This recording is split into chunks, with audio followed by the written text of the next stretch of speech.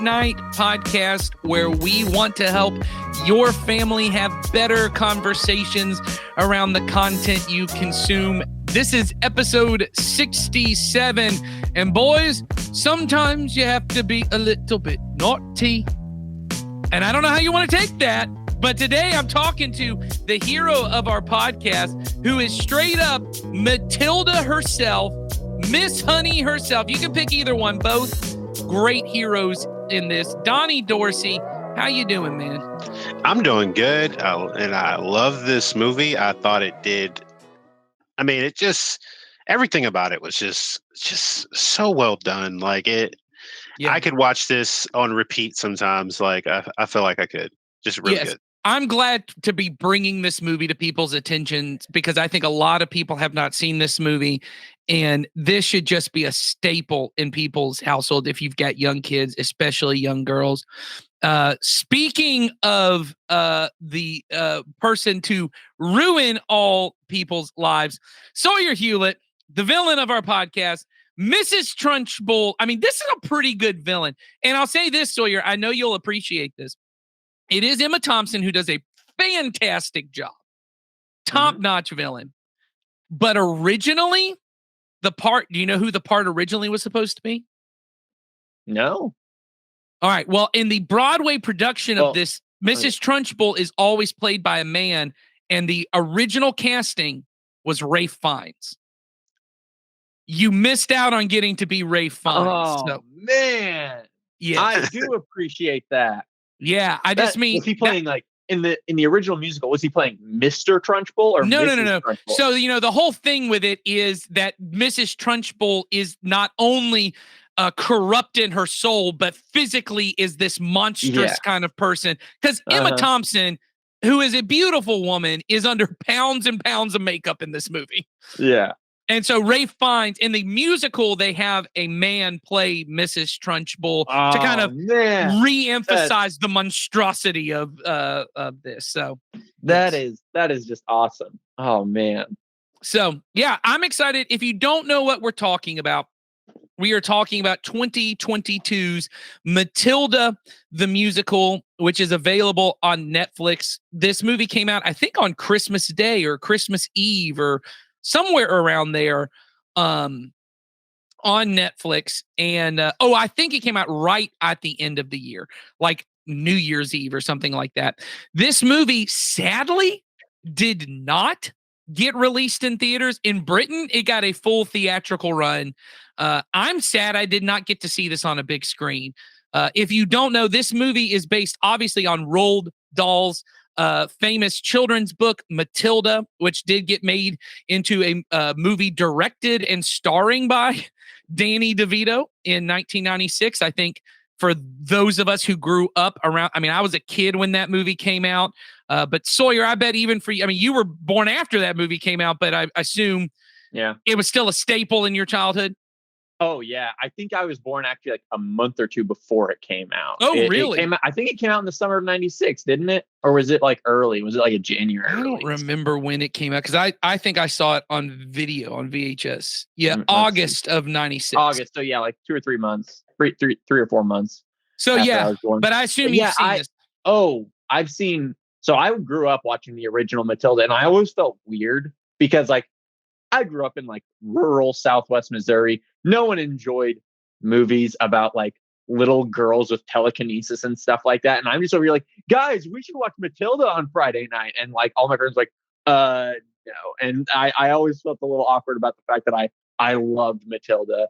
I think Matilda is one of those movies that because of how much it was on ABC Family and things like that, people love this movie. Donnie, are you a fan of the original Matilda, the 96?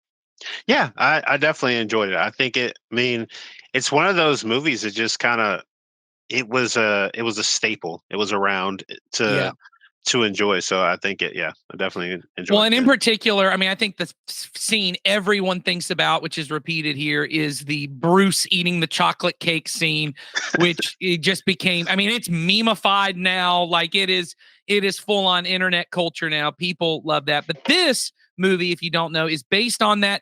It's actually closer. I read Matilda to my daughter. when she was a little younger. This movie is actually a little closer to the book than like a reinterpretation of the movie itself.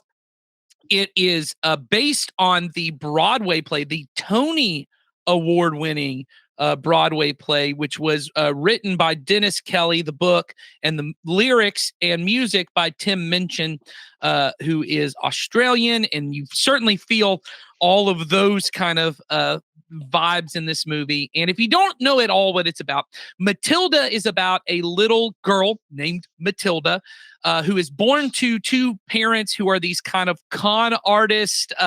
He's in the book, he's like a used car salesman who is just they cannot stand their daughter. They treat her so poorly. In fact, he doesn't refer to her as his daughter. He refers to her as the boy because he just wanted a boy.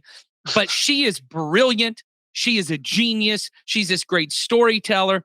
They've been homeschooling her, which has basically mean they haven't schooled her at all, but she keeps going to the library to learn on her own. Eventually, she gets sent to a school, which is run by this horrendous headmistress, Agatha Trunchbull, who just bullies and is cruel to all of the children. But there is one teacher named Miss Honey, played by an amazing performance by Lashana Lynch in this movie, who is just kind to her and compassionate. And eventually, Matilda gets telekinesis and a whole bunch of other stuff happens. But the movie is about standing up against things when life is unfair. But before we get to really talking too detailed about this movie, Donnie Dorsey, why don't you tell them what we do on this podcast? Absolutely. So on this podcast, we encourage every family at Community Christian Church to have a monthly movie night to help you and your children build memories and start conversations that matter. The goal of our family ministry is to help you raise your children to love Jesus and his way of life above all other things. And we know that critical to that is for you to have a routine, regular time of connection, and shared experiences that will help you build stronger relationships. And on this podcast, we want to not only recommend some movies you could watch on your monthly movie night, but give you some ideas of meaningful conversations you could have with your children during or after the movie. And as always, the point of this podcast is not to add another thing of your list of things as a parent you. Let me restart that sentence. And as always, the point of this podcast is not to add another thing to your list of things as a parent you feel guilty about not doing. We want to make it easier for you and your kids to enjoy being together so you can build memories and have conversations that matter. And we really do think this movie is a great opportunity to do this. This is one of my favorite movies of last year. I have already seen it in the last month. I think I've seen it twice. The soundtrack has been on repeat in my home. I love this movie. I think it is gorgeous to look at.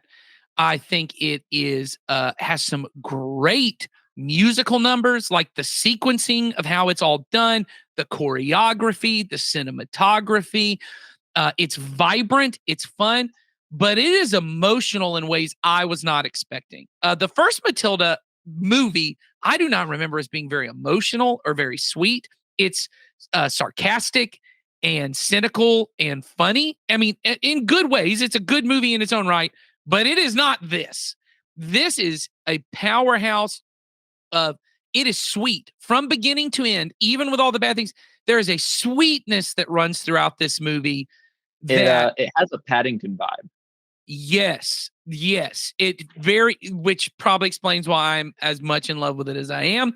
But anyway, I think this is great, and I think the music is just phenomenal. My kids are singing all of these songs from the opening number, that Miracle song, where you see these babies singing a song at the beginning, just absolutely knocked me off my feet.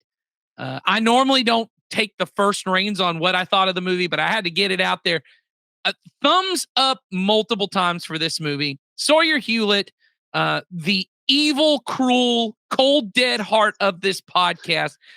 Did you side with Agatha Trunchbull of just thinking these are the most revolting people you have ever seen? Or by the end of the movie, as they just cleverly do in the music, were you celebrating in how revolting they became? Okay. it did not take until the end of the movie. I enjoyed this movie from the jump. I think I'm still a little bit nostalgic for the first one, and so I would push back. I think the first one is a very sweet movie, but but that doesn't change the fact I really enjoyed this movie, and I think when it comes to like family movies that came out last year, I think this is like a pretty easy number one for me. One or two. There was one that came out at the very end that was excellent, but this is I was surprised. I'll be honest. I was just very surprised at how charmed I was with this movie. I felt like I would be like, well, the new Matilda is not as good as the old Matilda. I mean, the actress. I can't remember the old actress's name. Mara Wilson. Yeah, Mara Wilson. I'm like, oh, well, this Matilda is not as good as Mara Wilson and stuff like that. And I think I stand corrected. I think this actress has just as much pluck and charisma, and there's music is the thing. And so I'm honestly, I think I can attribute this to this podcast's influence in my life.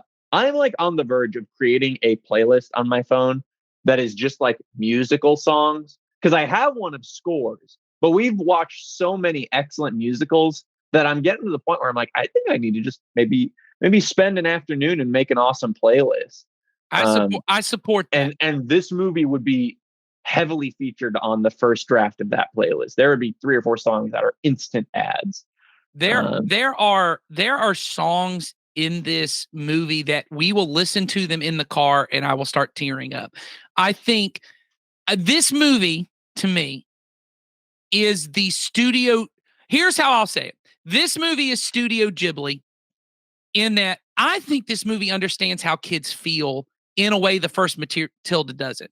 Like the sweetness that to me in the first Matilda is Mara Wilson's performance solely. I think Danny DeVito has made a movie that is kind of cynical and snarky, and Mara Wilson's just really sweet and cute and innocent, and she carries. I think Miss Honey in that movie is also like their relationship is. Really I think it's fine, but I don't think it's anywhere near the relationship in this movie.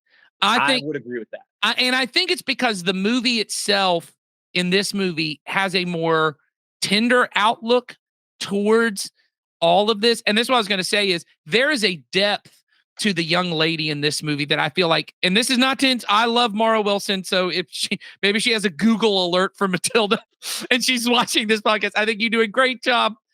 But I think this young lady has a depth where she's both sweet, but as you said, she's a little plucky, but she's also, she has a righteous anger that comes out in her in this movie that is powerful, man, is inspirational.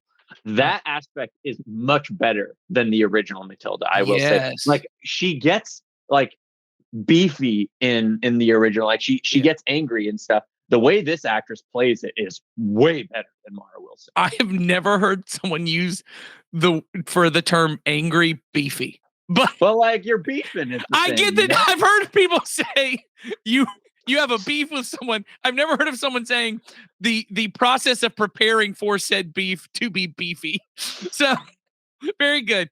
Donnie Dorsey, though, we have not heard what you say about this movie. How did you feel watching Matilda the musical? I thought they hit all the necessary points. I think there was a good balance of the music, and it was placed in places that made perfect sense. I thought the performances were very good. I think they were memorable performances by all the majority of the cast members. And I think it was engaging enough for myself and my 8-year-old and younger. And so that to me tells me that they not only captured it with the musical aspect of it, but they also captured it with a compelling story. Yeah. So, 2 thumbs up. Yeah, I think we're all in favor of this. I think your young kids will love it, but I also think your teenagers will love it if they're musical kind of people, because it's just a good musical. It's just really good. And we've watched it a few times at our house, and we're always listening to the music. So we're all about it. But the themes for this, I will say, like, if you have teenagers that are anything like I was when I was a teenager, which means they're wrong, They might not love this movie. Okay, this is an excellent movie, but like I know, like I was like an edgy teenager when it came to the movies I watched. I would have hated this movie when I don't know. it came on. You said you liked Finding Nemo, so I don't know how That is edgy you fair. are. I was also 8 when that movie came out. Okay, That's true. Yeah, that's true. So, yeah, I would and say you like Finding Nemo now, by the way. Okay, I do, but when I was a teenager, because I was so edgy, I was not into. There weren't any. Oh no, it wasn't that one. It was Toy Story 3. You said you went with your friends to see Toy Story 3 in theaters. correct. I think it was 4. I went with my friends to see Toy Story 4 in theaters. Oh, okay. I got you. Yeah, no. Anyway, I remember you saying that. I was like, I cannot imagine going to see Toy Story 3 with my friends. I would like have hidden from my friends to not let them know.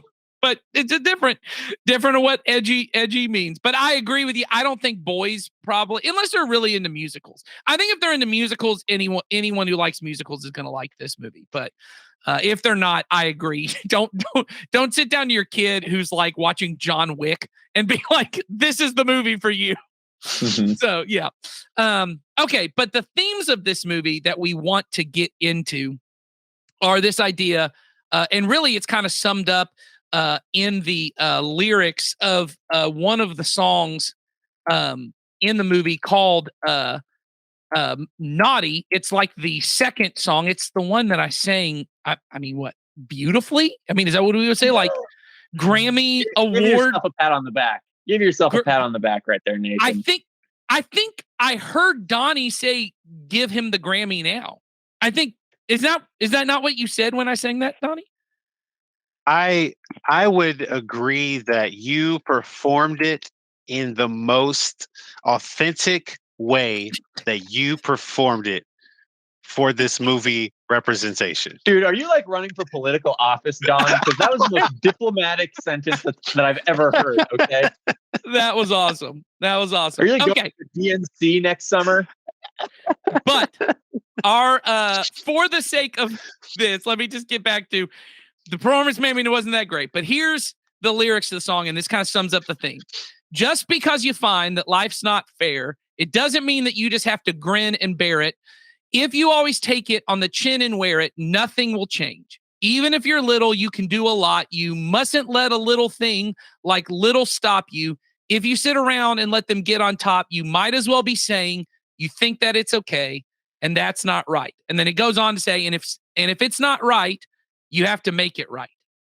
And I think for the theme of this movie we want to deal with is, how do we talk to our kids about what to do when life's unfair? When they look around in their own life, or they look at our world as your kids get older and they start to see things just aren't fair, how do we help them respond in a Jesus type way? And one thing I love about this movie is a little bit about, in small ways, civil disobedience. This movie has this theme Fight of the power. Right. Yeah. It's the John Lewis, right? Good trouble. There's good trouble. Sometimes you got to get in trouble, and it's good trouble. Now, our kids, I don't think, are going to be literally revolting at their school. If they are, they're probably not on the right side of the issue. But I don't think any principals in Coweta County are quite as bad as Miss Trunchbull. I'm willing to go out on that limb. No, I think it would make the paper if they were grabbing a kid by their pigtails and swinging them around and throwing them across a field. But anyway, there are things your kids will come across, maybe in their personal life or in the world, and they just say, that's not fair. And what our response is as parents who are followers of Jesus, really can help them to respond to the unfairness of life in a Jesus kind of way. So where do we want to start this conversation? It feels like the right way for us to start, to me, is to maybe start by talking about what do you do when something unfair personally happens to you, right? So maybe you have a kid maybe they're being bullied.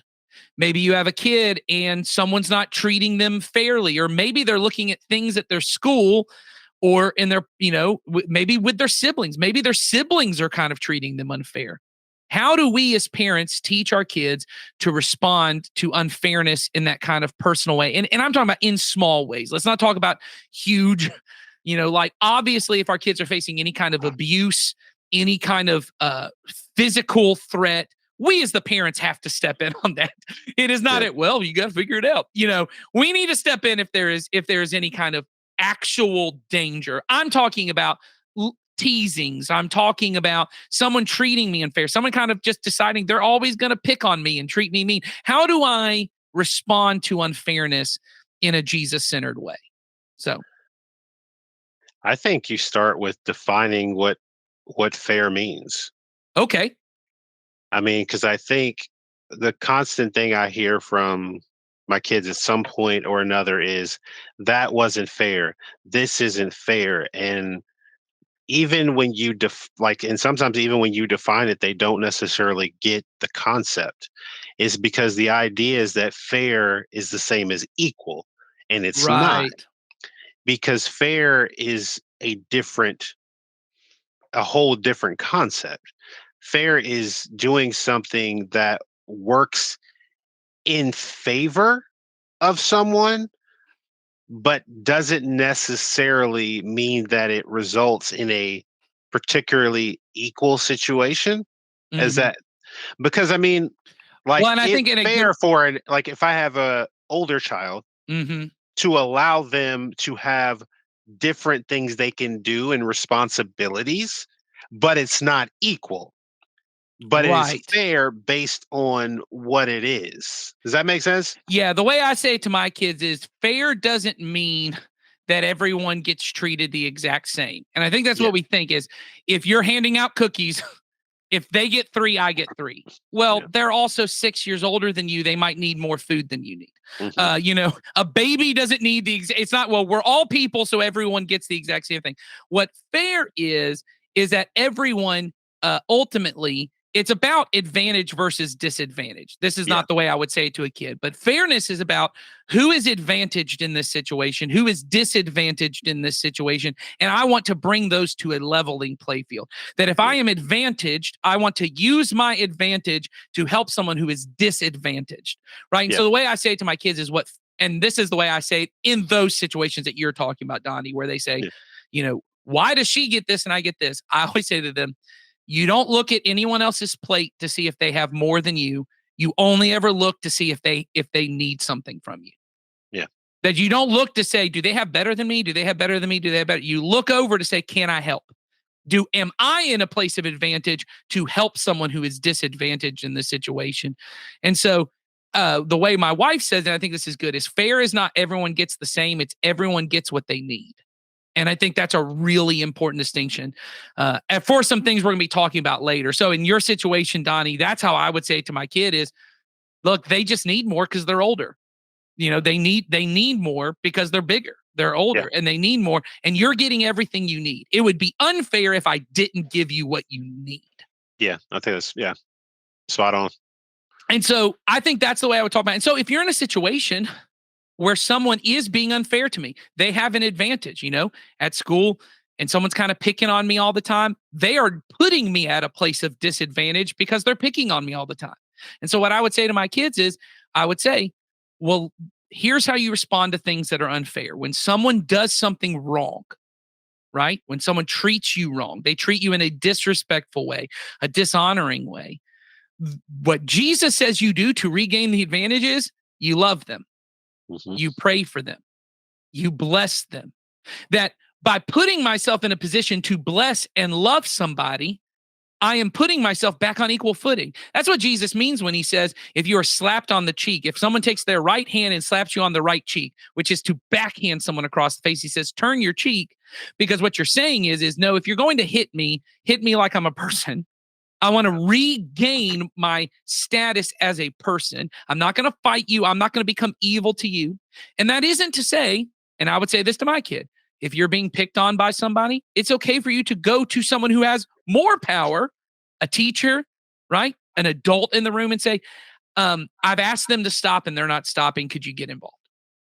Could this happen? Now, those are different kind of situations.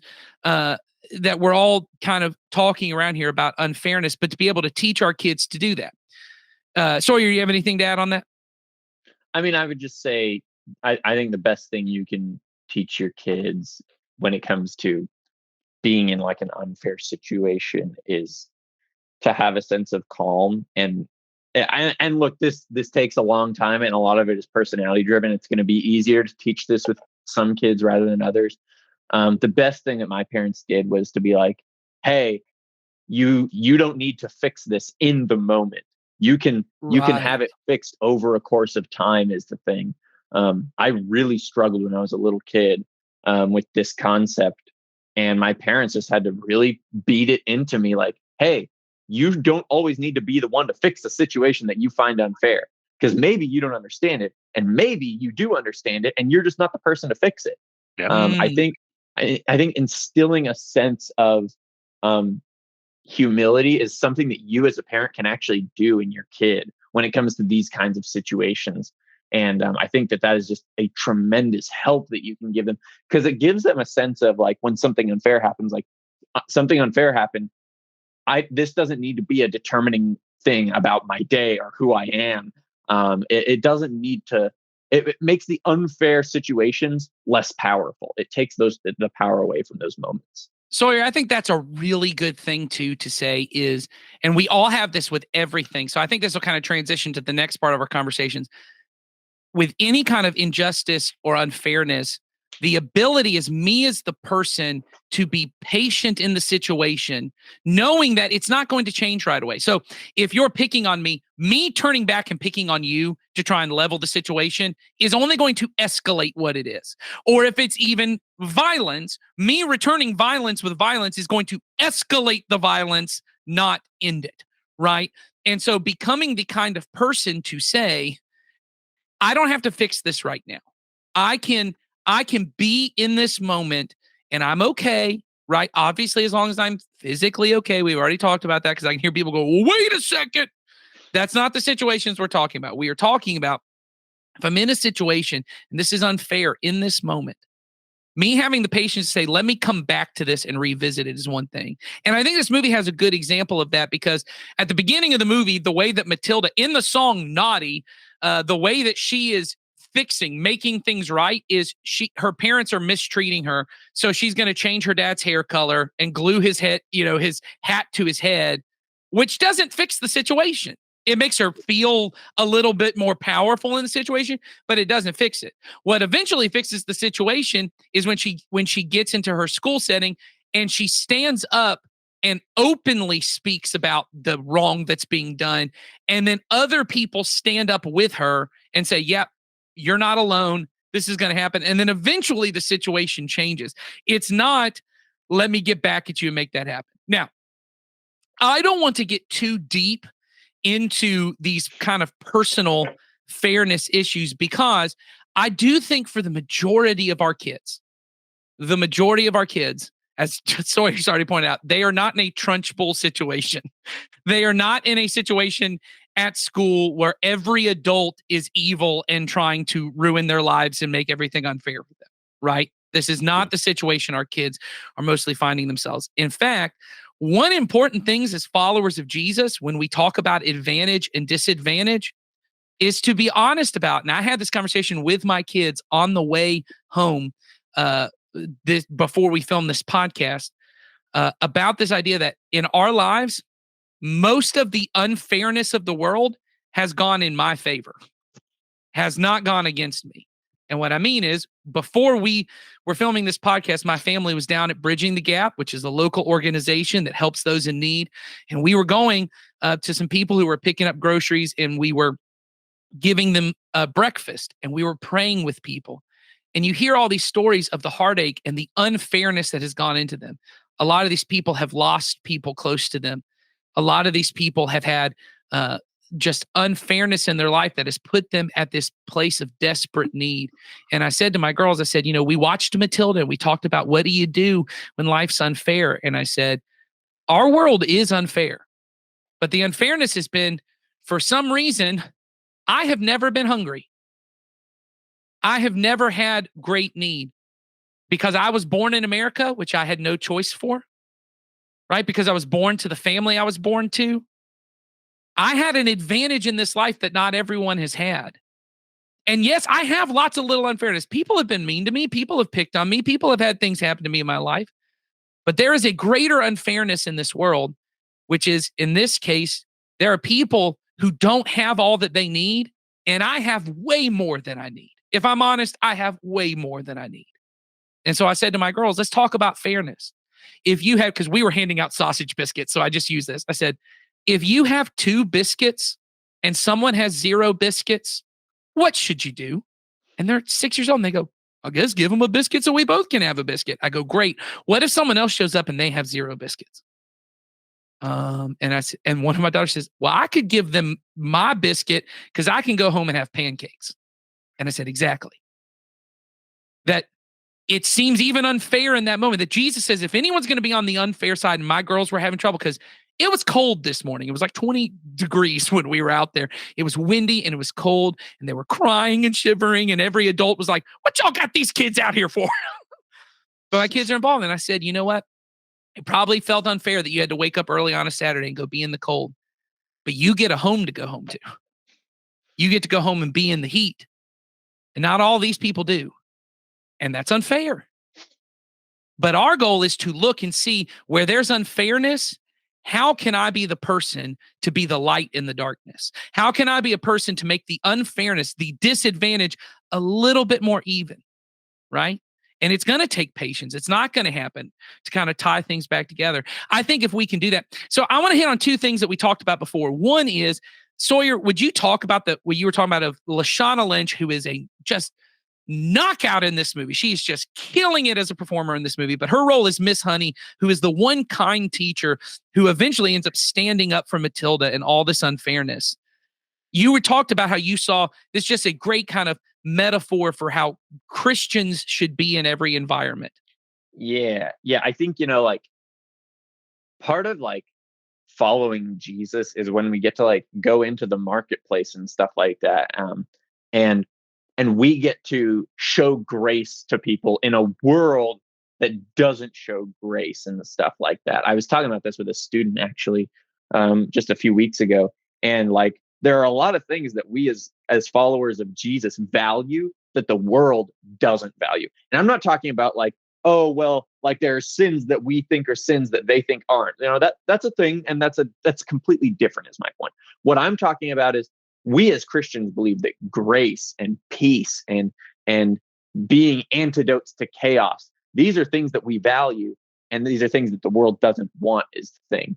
And I think that what Lashana Lynch's Miss Honey does in this movie, better than the original even, is she is this person who she's not perfect. She's got her own things going on. And Matilda even like helps her with that throughout the movie. But I think what she does is she represents a power that comes into these people's lives, these kids' lives, that can almost like repel. It's almost like what Jesus does as a shepherd when he repels the wolves and stuff like that. It feels very protective.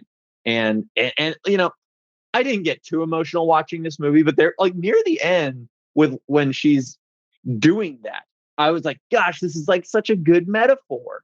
And it was, I'm not going to pretend I wasn't choked up is the thing. Okay. It was a very powerful moment because guys, that's something that's so rare. I feel like in the world and stuff like that.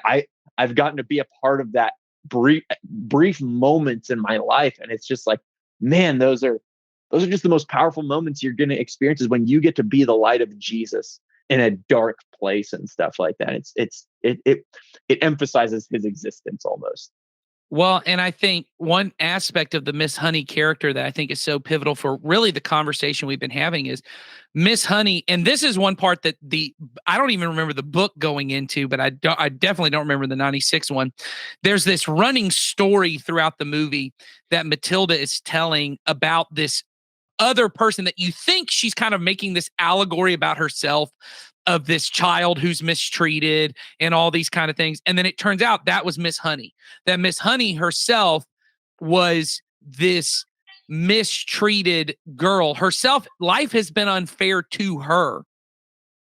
And what happens with Miss Honey, and she sings this at one point in the song, is she became crushed under that. Life became so unfair to her. She couldn't ever resist. And it actually took Matilda to kind of stand up and take a stand that Miss Honey's like, yes, I can reclaim what's going on. And I think what that takes, and this is where I want to come to Donnie on, is this takes us shifting our perspective. And this is what I mean is, it's natural. All of us, God has put a sense of justice in us. And what I mean by justice is this feeling of the world is not as it should be. If it's not right, and we should make it right.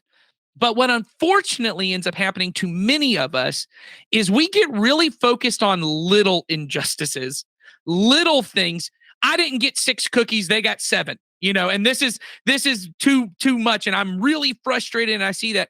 But if we can help our kids get to, there's a lot of other big injustices, big unfairnesses in our world, but that's a shift of perspective. And when Miss Honey wakes up to that and realizes I can do something, then the world kind of changes. So Donnie, you were talking earlier about helping our kids to get the right kind of perspective on things, and I wanted you to kind of get us towards an end on this.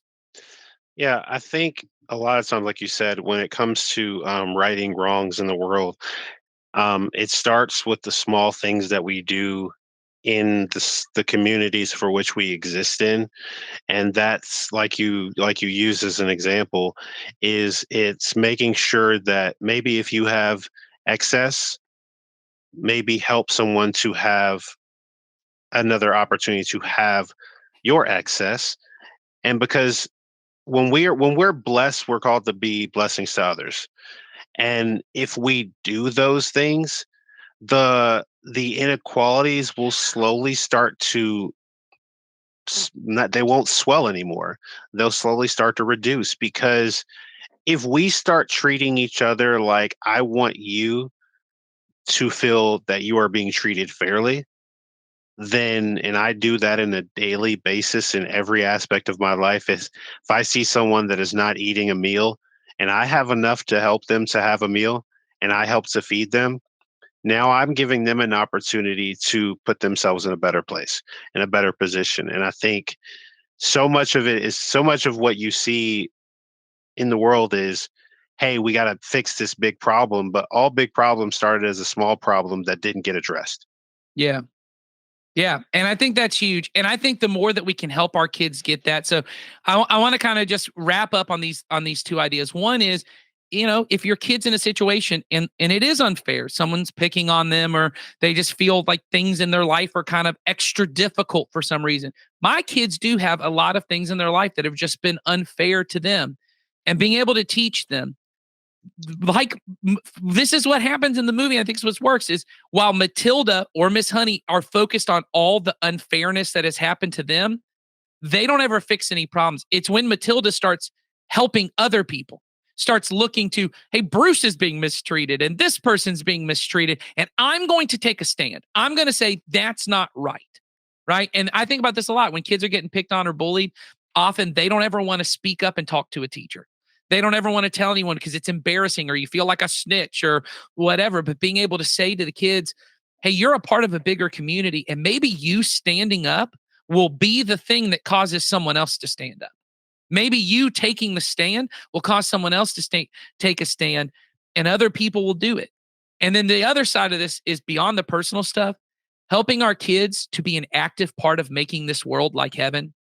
Taking your kids and getting them involved at Bridging the Gap, or taking them or saying, hey, let's give some extra money this month to make sure someone who's in need could have what they need. Or, hey, let's make sure that people who are mistreated in our world get treated fairly. And let's be a part of that. It helps your kids to see that the kingdom of God is bigger than their own personal experience of this world.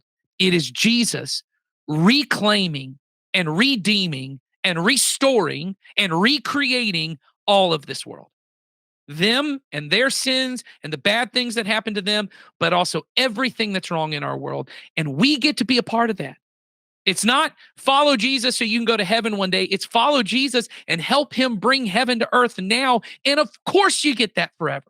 If you're doing it with him now, why wouldn't it happen forever?